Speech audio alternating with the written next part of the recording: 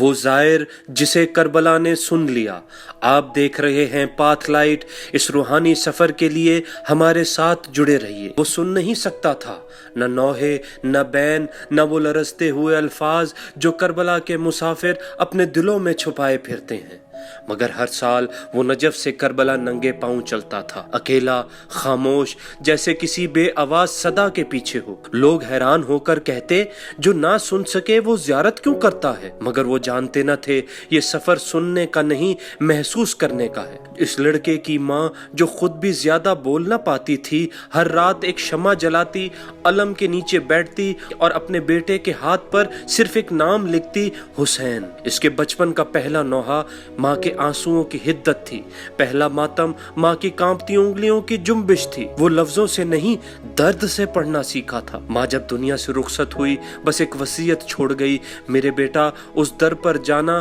جہاں سوال لفظوں سے نہیں دلوں سے کیے جاتے ہیں۔ اور اب وہ کربلا میں کھڑا تھا، ہزاروں آوازیں تھیں مگر وہ اب بھی خاموش تھا۔ پھر اس نے زری پر ہاتھ رکھا اور دل کے اندر ایک صدا ابھری، مولا حسین علیہ السلام۔ میں سن نہ سکا مگر ماں کے اشکوں نے مجھے سکھا دیا تھا کہ کب اور کہاں آنا ہے۔ پاس کھڑے ایک بچے نے باپ سے پوچھا، بابا وہ خاموش آدمی کیوں رو رہا ہے؟ باپ نے نظریں جھکا کر کہا، بیٹا حسین علیہ السلام وہ نام ہے جسے سننے کے لیے کان نہیں، دل زندہ ہونا شرط ہے۔